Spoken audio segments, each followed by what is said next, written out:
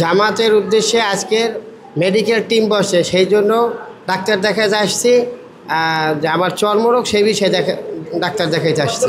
এরকম চিকিৎসা যদি টোটাল বাংলাদেশে যদি জামাত এভাবে আগায় যায়, তাহলে আমরা সাধারণ জনগণ সেবা থেকে বঞ্চিত হব না।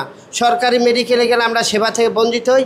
জামাত যদি এরকম উদ্যোগ নেয়, তাহলে ইনশাল্লাহ আমরা সাধারণ লোক চিকিৎসা পাবো। এটা আয়োজন করেছে জামাত ইসলামের, বাংলাদেশ জামাত ইসলামের পক্ষ থেকে। খুব সুন্দর, সবাই সেবার জন্য সবাই আসছে, সিরিয়াল ধরে এটা চর্মরোগের জন্য দাঁড়াইছি আমি।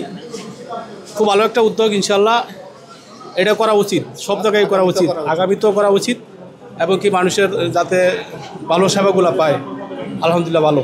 হ্যাঁ, এই ধরনের উদ্যোগ চললে ভালো, মানুষের, গরিব মানুষের, মেহনতি মানুষের সেবা হয়, একটু উপকার হয়, এজন্য খুবই মানুষ খুশি। আমরাও খুশি, সবাই খুশি।